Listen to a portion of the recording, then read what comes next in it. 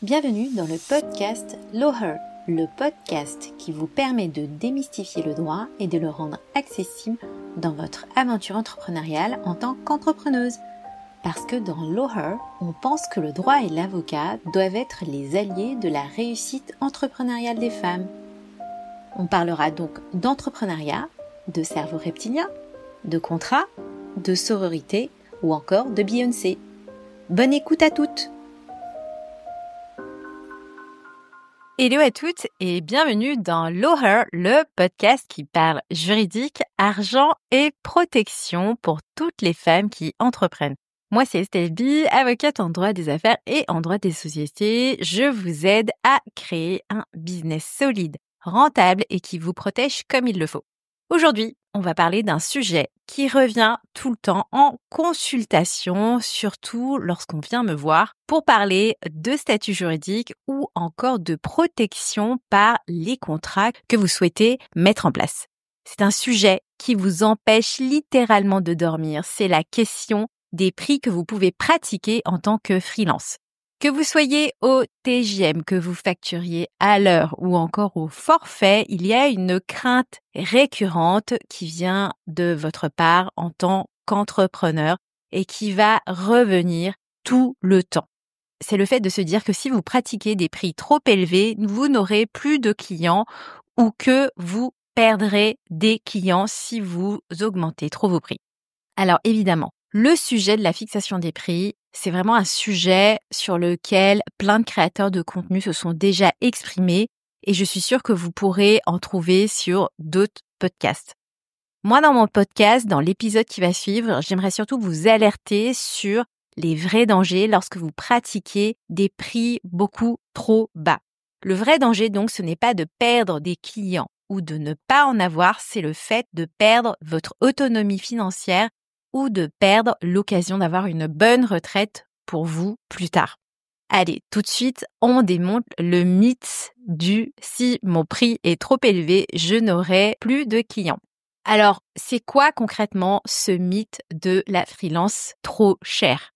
Quand une entrepreneur me dit « je ne veux pas augmenter mes prix », je lui demande souvent comment est-ce que vous allez faire pour vous verser un salaire, comment vous allez faire pour cotiser, comment vous allez faire pour assurer encore votre protection sociale. Et souvent, la personne que j'ai en face de moi n'a pas forcément de réponse. Et évidemment, ce n'est pas parce qu'en fait, elle ne comprend pas comment ça fonctionne. C'est juste parce qu'on ne lui a jamais appris à se poser ces questions. Comment je fais typiquement pour me verser un salaire si je suis à mon compte? Franchement, dit comme ça a l'air évident, mais je me rends compte qu'il y a vraiment pas mal de choses difficiles à comprendre, notamment lorsqu'on parle de rémunération. Et fixer ses prix, quand on est une femme, malheureusement, c'est rarement juste une histoire de calcul. Il y a tout un sujet culturel derrière et c'est un sujet sacrément genré. Parce que bizarrement, on pourrait s'attendre à ce que le fait d'être indépendante, freelance ou encore à notre compte nous permette de rattraper justement l'écart de salaire de 26% que l'on peut retrouver dans le privé.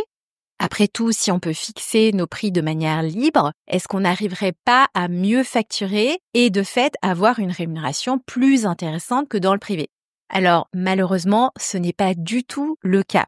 La réalité, c'est que l'écart de rémunération ne se résorbe pas, même si on passe du privé au freelancing ou si on décide de se mettre à notre compte. Ainsi, donc, selon l'INSEE, les femmes aujourd'hui avec le statut d'indépendante gagneraient 27% de moins que leurs homologues masculins.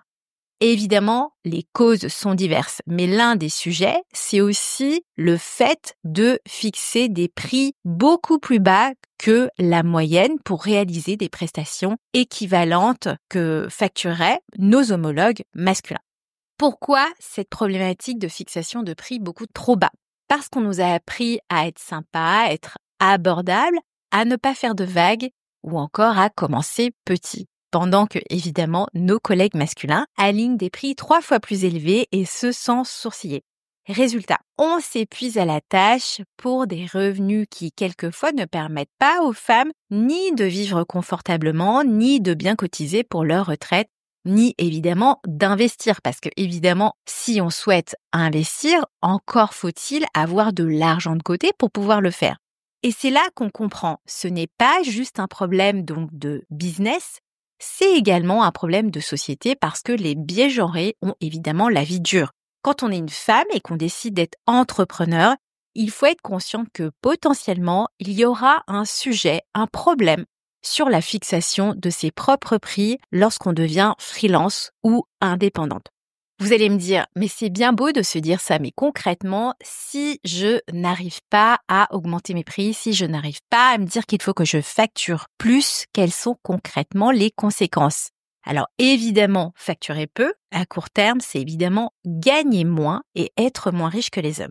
Mais ce qu'il faut surtout retenir, c'est se mettre en danger, notamment sur la partie protection sociale, parce qu'en France, les droits sociaux sont toujours indexés sur nos revenus déclarés. C'est notamment le cas pour les situations suivantes. Congé maternité, donc les IJ peuvent être ridicules si typiquement vous déclarez trop peu, ou encore la maladie, typiquement peu ou pas d'indemnisation si vous tombez malade. Ou encore, sur la question de la retraite, une cotisation trop basse veut dire une retraite trop basse. C'est simple, moins vous facturez, moins vous cotisez, et moins vous cotisez, moins vous êtes protégé. Il faut donc avoir conscience que le sujet de la rémunération est ultra important et qu'il faut à ce titre vous verser une rémunération suffisamment importante pour pouvoir bien vous protéger. Et régulièrement, j'insiste sur la partie retraite parce qu'il est essentiel, encore une fois, de se reverser une rémunération correcte pour ne pas se retrouver dans la précarité dans les années qui suivront. Mais dans ce cas-là, comment faire pour fixer un prix correct? C'est aussi une question que j'aborde régulièrement avec mes clientes en consultation, c'est-à-dire savoir combien de chiffre d'affaires il faut facturer pour se payer correctement, et ce, en fonction du statut que la cliente que j'aurai en face de moi choisira. Parce que non, déjà, fixer un tarif, ce n'est pas uniquement quelque chose qu'on va faire au doigt mouillé. C'est-à-dire, souvent, ce que j'entends, c'est ce que vous pensez que le client acceptera, ou encore se baser sur la concurrence, c'est-à-dire ce que les autres font pour telle ou telle prestation.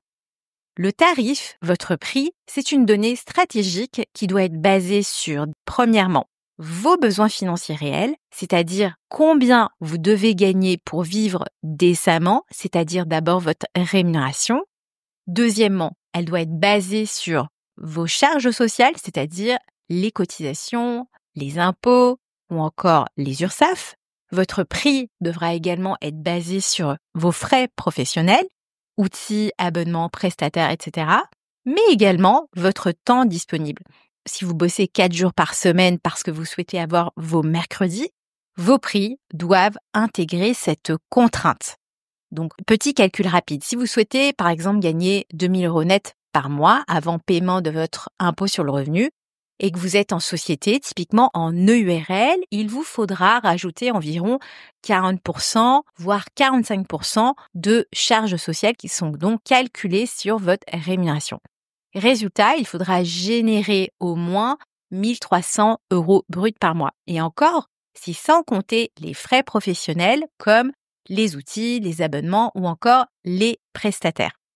Et pour pouvoir générer tout ça, comment faire? Il faut donc vous mettre dans la tête qu'il faut fixer des prix cohérents. Et cela se fait en fonction du statut que vous avez parce que le chiffre d'affaires que vous facturez sera différent en fonction de votre statut selon que vous soyez évidemment en micro, en URL ou encore en SASU. Donc, faites extrêmement attention à vos prix. Sinon, vous n'y arriverez jamais, même en travaillant 60 heures par semaine. Et donc là, vous allez me dire également, mais si je m'augmente, typiquement, je vais perdre les clients que j'ai déjà. Et peut-être que oui, et en réalité, il faut vous dire que c'est OK. S'ils ne veulent plus de vous, c'est que ce ne sont pas de bons clients. Ceux qui respectent votre travail, votre expertise, votre engagement, ils le comprennent et ils resteront. Les autres, sans doute, ils partiront et c'est une bénédiction parce qu'en réalité, avec ces clients, vous êtes sûr que vous travaillez à perte. Facturer plus, c'est une question de survie et de prévention pour pouvoir être protégé comme il le faut. avec dans l'idéal une possibilité de se constituer à terme une épargne de précaution, donc toujours pour la prévention, mais également pour pouvoir investir et derrière se constituer un patrimoine comme il le faudra. Il faut donc se dire tout ça, que vous méritez de vous payer correctement, que vous méritez d'être protégé et que vous méritez de ne pas vous tuer à la tâche pour des clopinettes et surtout que vous méritez de facturer comme il faut pour vous protéger financièrement parlant. Donc, si tout ça vous inspire, en conclusion, j'aimerais rajouter qu'il ne faut pas hésiter à facturer comme il le faut. Augmentez-vous tout de suite de 30% parce que non, je pense que nous sommes nombreuses à ne pas être assez chères lorsque nous faisons nos devis, que nous les envoyons à nos clients. Je le dis et je le répète, ce que vous facturez, ce n'est pas juste un tarif, c'est un levier d'émancipation, mais surtout d'indépendance financière. On vit dans un monde, malheureusement, où les femmes continuent à être moins bien payées, même quand elles sont à leur compte. Et malheureusement, comme on continue à porter cette culpabilité d'oser demander, de vouloir gagner plus d'argent et de penser à soi, on n'arrive pas à facturer plus. Mais aujourd'hui, j'espère qu'à l'issue de cet épisode, vous vous donnerez le droit de dire stop à ces prix bradés. Fixez un tarif qui couvre vos besoins, votre protection sociale, mais également votre ambition. Si vous avez marre de cette imposture, pensez donc à facturer plus. Et si vous ne savez pas où commencer, si vous avez besoin de comprendre vos obligations, vos charges, vos leviers d'optimisation, je suis là. Vous pouvez prendre évidemment rendez-vous. Je vous donnerai le lien de prise en rendez-vous dans le descriptif de l'épisode. On fera le point calmement, stratégiquement, que ce soit sur votre statut ou encore sur vos contrats ou vos conditions générales de vente pour bien vous protéger lorsque vous facturez. En attendant, abonnez-vous au podcast, partagez cet épisode à toutes vos copines qui se bradent et surtout, protégez-vous. À la semaine prochaine pour un nouvel épisode.